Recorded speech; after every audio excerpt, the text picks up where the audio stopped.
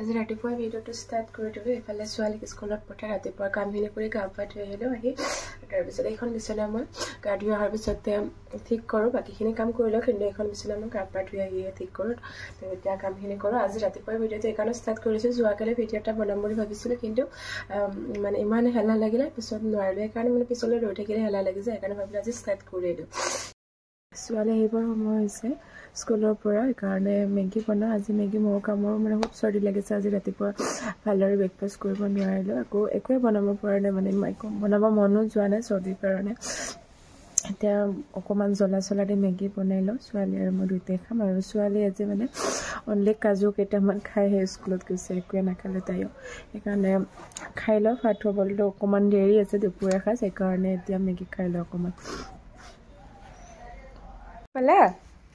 ইফালে ইয়াত আছোঁ, স্কুলৰ পৰা আহি পালে। মা নিজে খুলিবা নেকি আজি? মই খুলি দিব নালাগে? আজি অকণমান ডাঙৰ হৈ গ'লা নেকি?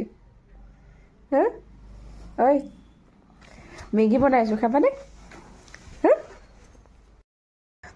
সেয়া মই বইল মেগী বনাই ল'লোঁ। এইফালে তাইক কৈ দিছোঁ, তাই খাই ভাল পালে। তাইখিনি জ্বলা নিদিয়াকৈ ৰাখিছোঁ আৰু মোৰখিনি জ্বলা দি বনাইছোঁ। চৰ্দি লাগিছে, জ্বলা দি খাই ভাল লাগিব, টেষ্ট কৰিছোঁ। ভাবিছিলোঁ কি দুপৰীয়া সাজ ৰেডি কৰিবৰ কাৰণে কি বনাওঁ বুলি তাকে ভাবি বোলো ফ্ৰিজটো খুলি চাই মাছো আছে, এগালমান মাছ আছে, কিন্তু মাছ খাব একেবাৰে মন যোৱা নাই।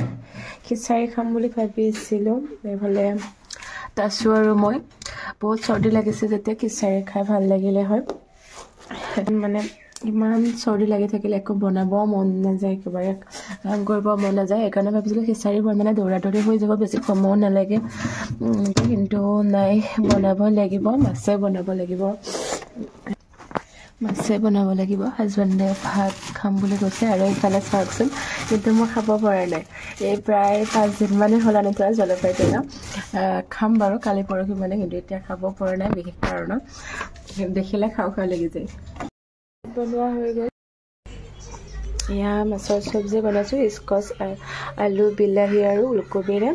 ইহঁত দুজনৰ কাৰণেহে বনাইছোঁ, মই নাখাওঁ মাছৰ চব্জি, চৰ্দি লাগি আছে যে সেইকাৰণে। আৰু এইফালে বেঙেনা ফ্ৰাই কৰিলোঁ, একেবাৰে চিম্পল বনাইছোঁ। আৰু এইখিনি ৰাতিৰে ৰৈ যোৱা চিকেন আছিলে, এইখিনি মোৰ কাৰণে মই গৰম কৰি লৈছোঁ জ্বলা দি। আৰু এইফালে পাপৰ ফ্ৰাই কৰিলোঁ।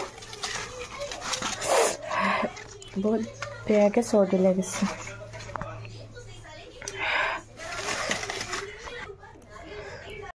ভাতখিনি খাই লৈ আজি ভিডিঅ'টো ইমানেই আছিলে। ইমান বেছি চৰ্দি লাগিছে নহয়, মানে বহুত বেছি অশান্তি পাইছোঁ।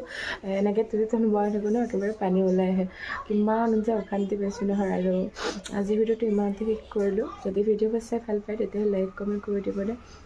আজিলৈ আহিছোঁ বাৰু।